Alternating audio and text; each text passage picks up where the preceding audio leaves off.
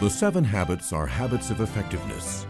Stephen next relates Aesop's fable of the goose and the golden egg to illustrate how consistent effectiveness is always achieved through a balance of the results we seek and the assets that produce these results.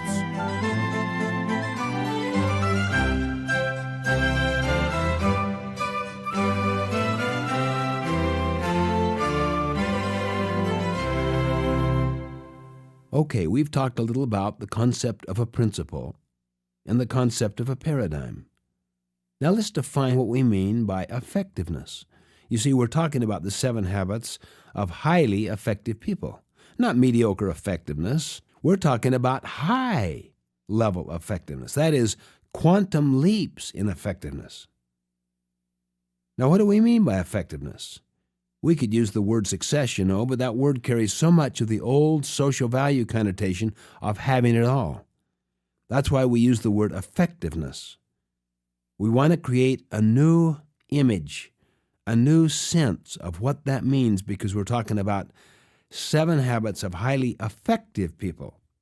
To define this, let's think about Aesop and his famous tales, particularly about the one of a poor farmer that is just down on his luck. Everything is falling apart. Yet the farmer visits his favorite goose, and he notices one day there is a large egg, a golden egg, by the side of that goose.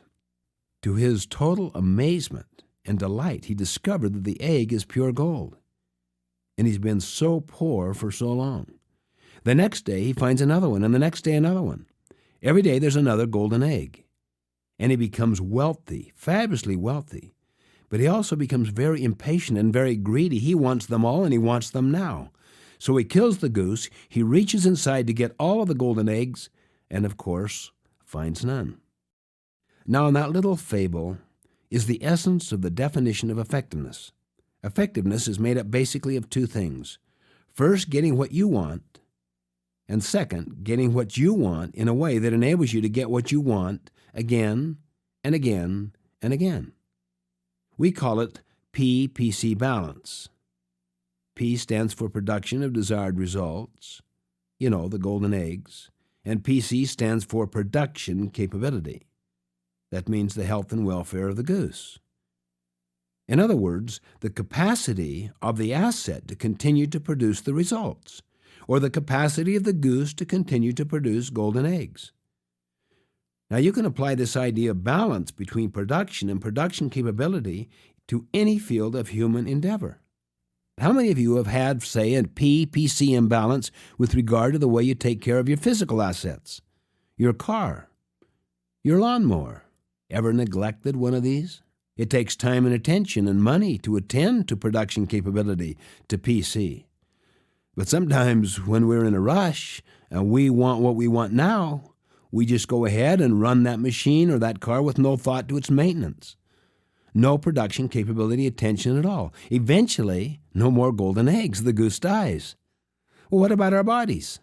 How many of you have the regular practice of a good exercise program?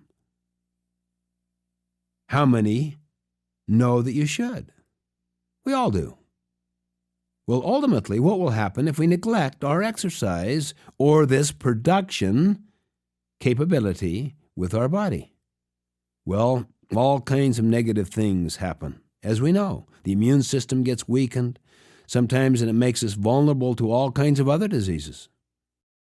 What about the mind? What about the development of the mind? It takes constant learning, or we can become so obsolete so fast that if we don't pay the price on a daily basis to stay abreast of our fields, we will suffer in every way. It's estimated that most professions have the half-life of about 4 years. So you can see that effectiveness with oneself, with body, mind, even with one's spirit, is a P-PC balance. This is the essence of effectiveness. The same thing applies to relationships. Take a marriage relationship. You may have a situation like I saw a while back, a very successful person.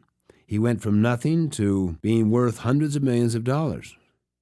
Yet he had a totally bankrupt family. And the question's asked, was this person truly successful? To use our language, effective. Well, in the business sense, maybe you'd say yes. But in the total sense, in terms of what really matters on one's deathbed, you'd probably say no. Production capability was utterly neglected in his marriage and family. Can you see why effectiveness at home requires this PC balance? What about business?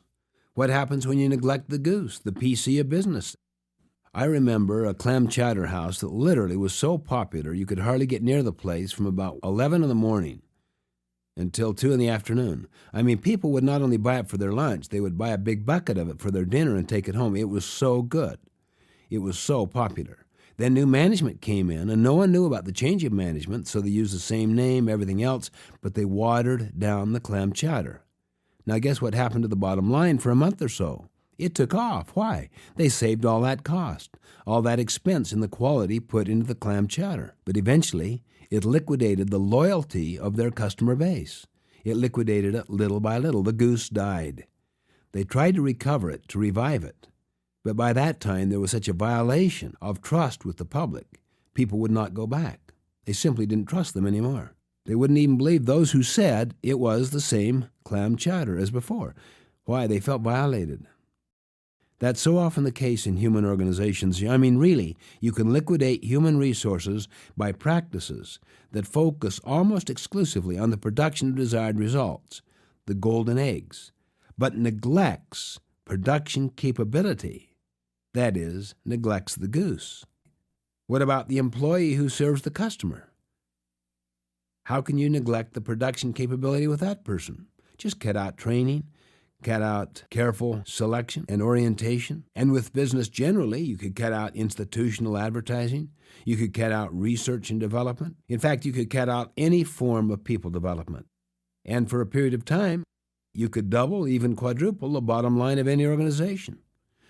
Just cut out all the production capability, the PC.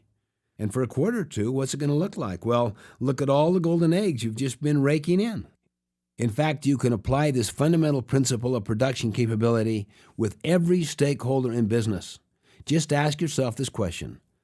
How well is the relationship with the stakeholder sustaining the capacity to produce what we want from that stakeholder? Whether it be a supplier, community, the environment out there, distributors, dealers, and of course, the obvious stakeholders of customers, owners, and employees. You really have to ask that question. You see, in the long run, the ultimate PC balance, in a sense, the ultimate universal mission statement, is to increase the economic well-being and quality of life of all stakeholders. You see, if you neglect one stakeholder, I'll guarantee you it'll have a negative domino effect upon all of the rest eventually. That's why the achievement of this PC balance is so important, so foundational in all that we do.